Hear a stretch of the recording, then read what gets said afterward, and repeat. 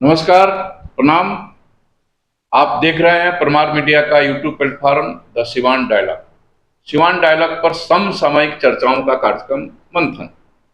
आज मंथन के इस विशेष एपिसोड में हमारे बीच उपस्थित हैं मेरी बाईं ओर डॉक्टर अशोक प्रियमत जी। आप सिवान के वरिष्ठ पत्रकार हैं, आपने विभिन्न मीडिया हाउसों में काम किया है, प्रिंट में काम किया है, इलेक्ट्रॉनिक में काम किया है, डिजिटल मीडिया पर काम किया है। आप स्वतंत्र रूप से भी लेखन कार्य करते हैं। आप सिवान के इस्लामिया पीजी कॉलेज में हिंदी विभाग में प्राध्यापक हैं। आपने बीएचयू से अपनी पढ़ाई की है। आपका रिसर्च का विषय रहा है फिल्म, मीडिया, इन्हीं सब चीज़ों पर आपने रिसर्च भी किया है। तो आज के इस मंथन कार्यक्रम में हमारे अतिथि हैं और हम विभिन्न समसामयिक मुद्दों पर आपके साथ चर्चा करेंगे। हमारे दूसरे मेहमान हैं श्री मनोज कुमार सिंह जी। मनोज कुमार सिंह जी राष्ट्रीय स्तर पर विभिन्न चैनलों में आपने संपादक, उप संपादक के स्तर पर कार्य किया है। आप बिहार के विभिन्न क्षेत्रों में आपने फील्ड पर जाकर पत्रकारिता की है। स्वतंत्र रूप से भी आप कई न्यूज एजेंसी, विभिन्न मीडिया से जुड़े जो सर्वे होते हैं उन एजेंसियों के साथ आज आप जुड़े हुए हैं। और आज के इस मंथन के विशेष चर्चा में आप हमारे मेहमान हैं। आप दोनों लोगों का मंथन के इस कार्यक्रम में सिवान डायलॉग स्वागत करता है। नमस्कार। जैसा कि हमने पहले ही बताया था कि ये समसामयिक विषयों पर चर्चा का मंच है मंथन। तो अभी का जो समसामयिक विषय यह है कि देश में लोकसभा के चुनाव संपन्न हो गए हैं। एनडीए को तीसरी बार बहुमत मिल गया है। नरेंद्र दामोदर दास मोदी तीसरी बार प्रधानमंत्री बनने जा रहे हैं। लेकिन भारतीय जनता पार्टी को अपने दम पर बहुमत नहीं मिला है। 272 का स्थान पर उन्हें 240 सीट ही मिले हैं। यानी नरेंद्र दामोदर दास मोदी को एक गठबंधन सरकार चलानी पड़ेगी। देश के बदले हुए इस परिवेश में मैं डॉक्टर अशोक प्रियमत जी से जानना चाहूंगा कि देश के बदले हुए इस परिवेश में आप क्या सोचते हैं। धन्यवाद नवीन जी। चुनाव के पूर्व की परिस्थितियां और चुनाव के बाद की परिस्थितियों में जमीन और आसमान का अंतर दिख रहा है। 10 वर्षों की जो यात्रा बीजेपी की रही, उसमें बीजेपी ने स्वतंत्र रूप से जो कार्य किए विविध क्षेत्रों में, वह आगे कंटिन्यूड रहेगा या खंडित होगा, सबसे बड़ी चुनौती ये है। अंतर्राष्ट्रीय स्तर पर जो आइडेंटिटी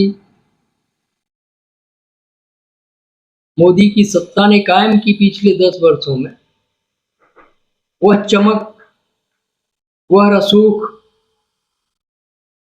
वह धमक कायम रहेगी या बिखरेगी।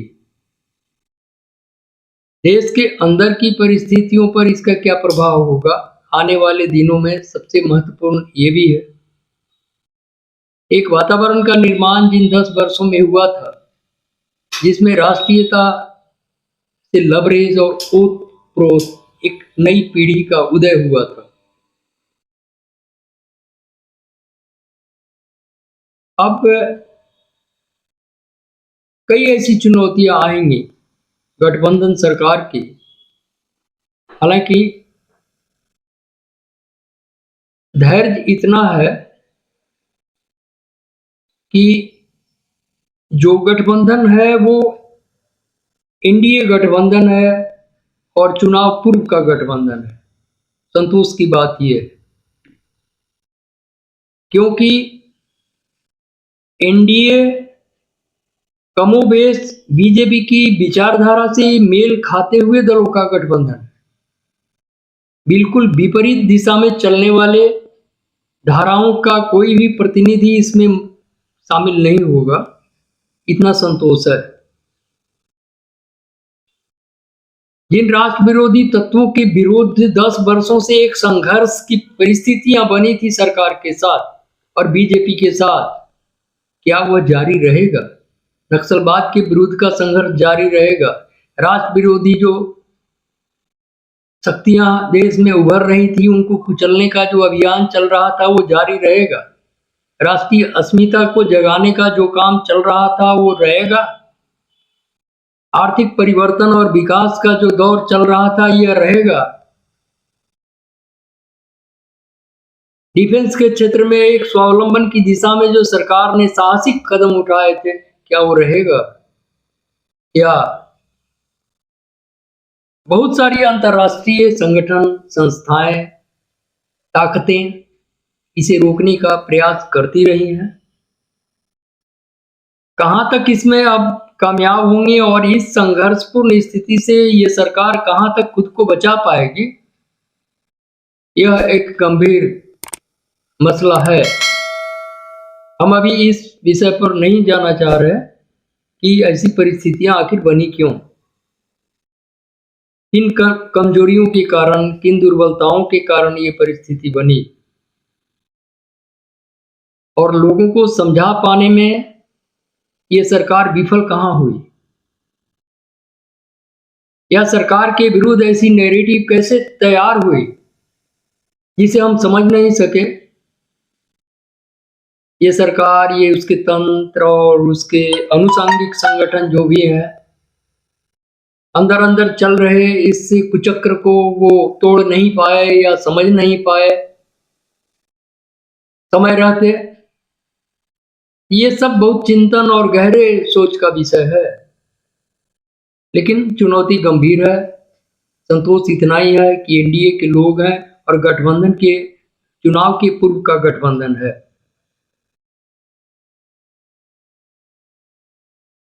छोटे छोटे लालच होंगे जी इन दलों में, लेकिन बुनियादी अंतर नहीं होगा।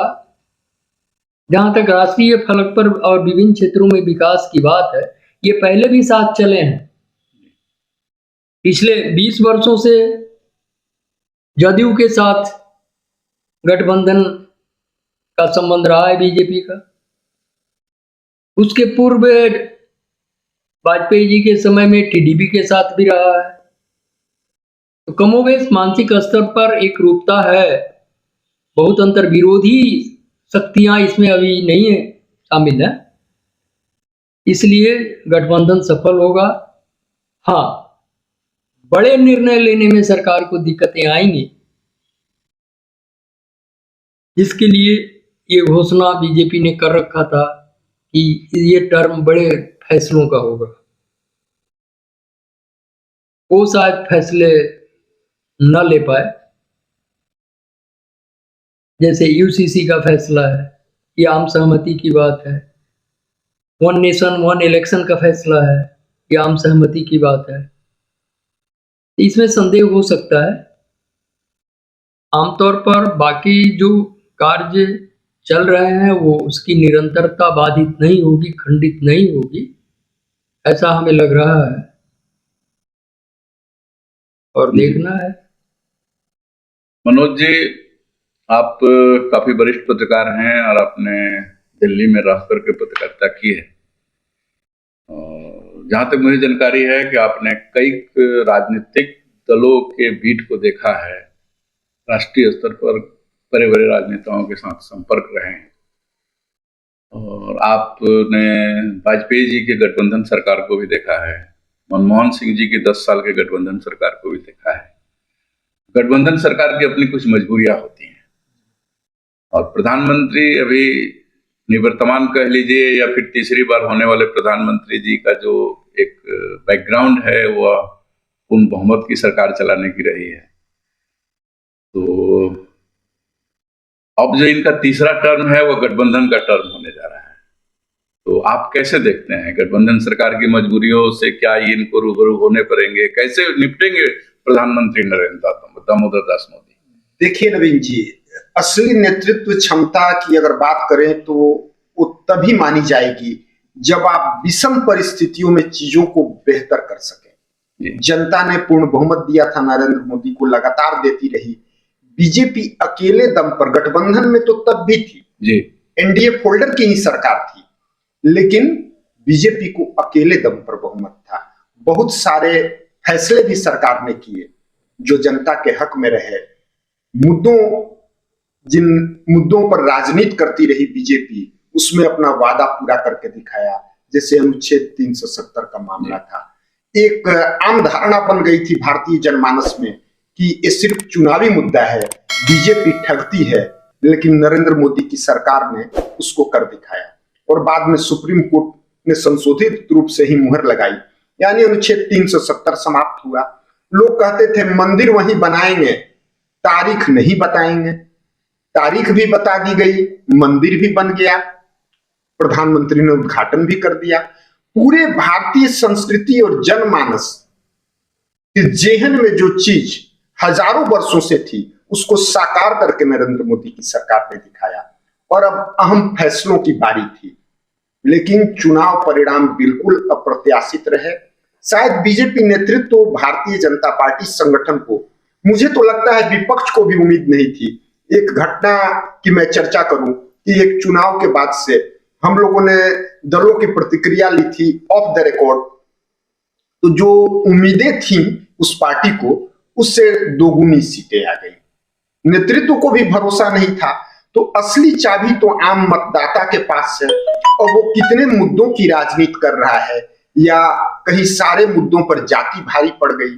जैसे अयोध्या का मसला, अयोध्या तो प्रतीक रहा है, रामलला वहीं पर विराजमान थे, टेंट में रहे, भव्य मंदिर बना, लेकिन अयोध्या प्रॉपर शहर जो है वो सिर्फ एक लोकसभा सीट हो नहीं सकती है, तकरीबन 6 विधानसभाओं की लोकसभा होती है। तो वहां के जातीय गणित, जातीय समीकरण, समाजवादी पार्टी की अपनी रणनीति, कांग्रेस के साथ उसका इंडिया ब्लॉक में होना, तो वोटों का स्विंग जो था चुनाव परिणामों पर असर डाल गया। ऐसा थोड़े है कि अयोध्या की जनता ने रामलला के खिलाफ फैसला सुना दिया, कुछ हजार वोटों के अंतर से चुनावी जीत हुई। तो ऐसा नहीं है कि पूरा भारतीय जनमानस उसके खिलाफ जनादेश दे दिया। आप एक सीट को लेकर के ऐसा कुछ तय नहीं कर सकते। हाँ, प्रतीक था मसला, और अब उसका राजनीतिक असर भी पड़ सकता है, क्योंकि आने वाली सरकार जो है, अब नरेंद्र मोदी जी की असली अग्नि परीक्षा यहीं से शुरू होती है कि अब सहयोगी दलों में कई छोटे छोटे दल हैं, 54 सांसद हैं, 14-15 सहयोगी दल हैं उसमें। तो सारे लोगों की भावनाओं को लेकर के चलना होगा। संविध सरकारें सफलता से अपना कार्यकाल भी पूरा कर चुकी हैं। मनमोहन सिंह ने संविध सरकार चलाई, वाजपेयी जी ने भी चलाई, फैसले भी होते हैं, लेकिन कुछ अहम मुद्दे, जो अहम फैसलों की घड़ी की बात भारतीय जनता पार्टी और नरेंद्र मोदी के नेतृत्व वाली सरकार करती रही। अब जैसे डॉक्टर अशोक प्रियंवत जी ने अभी चर्चा की, कुछ मुद्दों की ओर ध्यान भी आकृष्ट कराया। वन नेशन वन इलेक्शन का मुद्दा बड़ा था। चुनावी खर्च की स्थिति देख रहे हैं। अब जैसे राहुल गांधी जी को लीजिए, वो 2 सीट से निर्वाचित हो गए हैं, यानी वायनाड या रायबरेली में एक में उपचुनाव होंगे, फिर वो चुनावी खर्च। तो इसके मॉडिफिकेशन की जो बात की जा रही थी कि भाई राज्यों में अलग अलग समय पर विधानसभा चुनाव होते हैं, केंद्र में अलग चुनाव होता है, निर्वाचन आयोग को मशीनरी, प्रशासनिक मशीनरी, सरकारी मशीनरी और आर्थिक भी उसमें खर्च आते हैं। तो वन नेशन वन इलेक्शन की जो बात थी, बीजेपी इसको लाना चाहती थी। अभी जो सहयोगी दल जो सरकार में शामिल होंगे, जैसे वन नेशन वन इलेक्शन के मुद्दे पर बिहार के मुख्यमंत्री नीतीश कुमार की पार्टी जेडीयू सहमत है, पहले से सहमत थी, सरकार में है, लेकिन तेलुगु देशम पार्टी ऐसा नहीं चाहती है, वो शायद उससे असहमत हो सकती है। अब वित्त जैसे मुद्दे, वित्त मंत्रालय एक अहम मंत्रालय है और सारा कुछ देश का विकास उस फाइनेंशियल प्लानिंग पे डिपेंड करता है। अब आंध्र प्रदेश राज्य जो है, प्रमुख घटक दलों में तेलुगु देशम पार्टी है, काफी कर्ज में है वो राज्य, तो चाहेगी तेलुगु देशम पार्टी की वित्त मंत्रालय उसे मिले। हालांकि अभी संभावनाओं पे हम लोग बात कर रहे हैं, वो प्रधानमंत्री का डिस्क्रेशन होता है कि कौन सा मंत्रालय किसको दिया जाए, लेकिन गठबंधन में दलों की राय सुनी जाती है। तो अगर वित्त मंत्रालय किसी सहयोगी गठबंधन के पास अगर जाता है, तो फिर वो अपने हिसाब से पॉलिसी तय करते हैं। यूसीसी का मुद्दा भी एक अहम था, यूनिफॉर्म सिविल कोड का मुद्दा। तो यूनिफॉर्म सिविल कोड के मुद्दे पर शायद गठबंधन के कुछ दलों में असहमति बन जाए।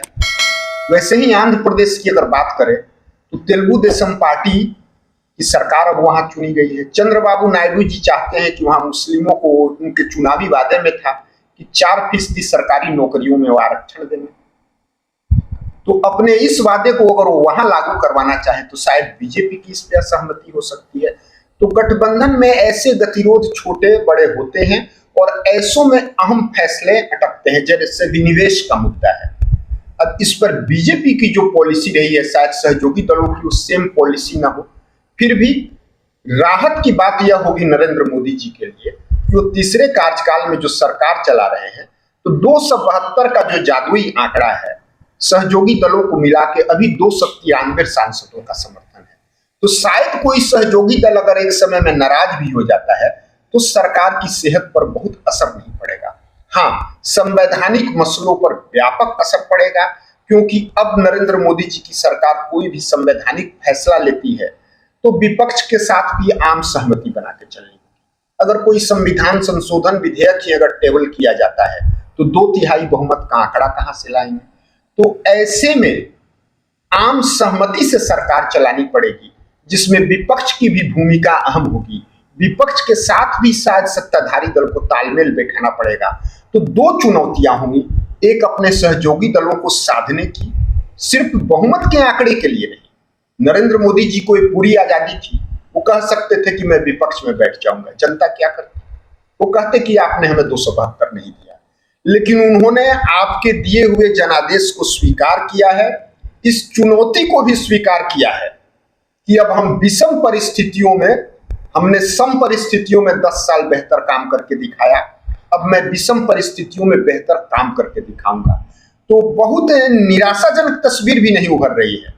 जिन मुद्दों पर हमने चर्चा की और डॉक्टर साहब ने चर्चा की थी, तो ऐसा नहीं है कि 1 नेशन और 1 इलेक्शन या यूसीसी का मुद्दा या डी इन्वेस्टमेंट का मुद्दा हो या मुस्लिम आरक्षण का मुद्दा हो, बड़ा दिल दिखा सकती है बीजेपी, अपने सहयोगी दल के वादे को पूरा करवा सकती है। नरेंद्र मोदी जी ने कभी नहीं कहा है कि इस देश में सबको समान अधिकार नहीं है।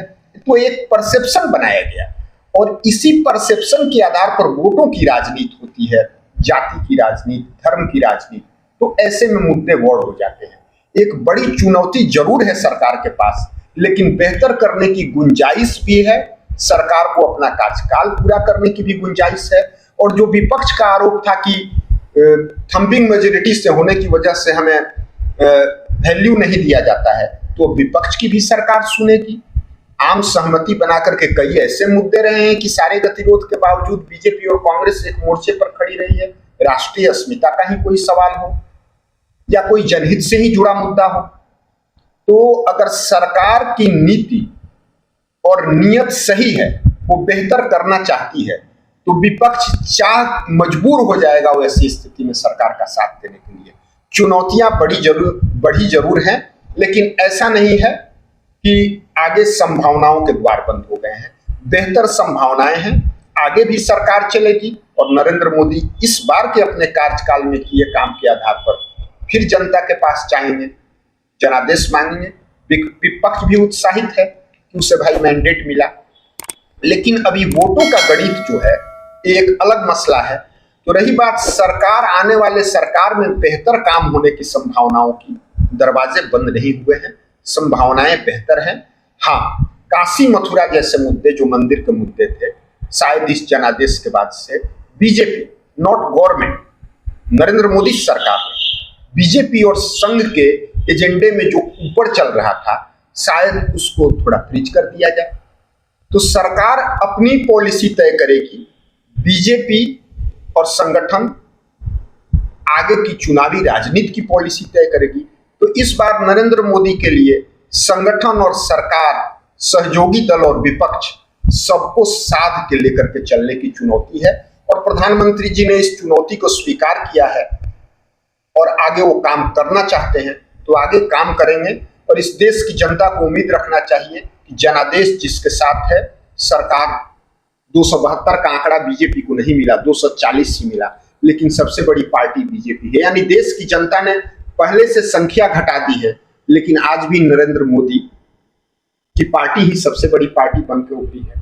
तो अभी भी उनसे उम्मीदें जनता को हैं और उनके सामने भी जनता के सामने विषम परिस्थितियों में बेहतर करके दिखाने की एक बड़ी चुनौती है, जिसको उन्होंने स्वीकार किया है।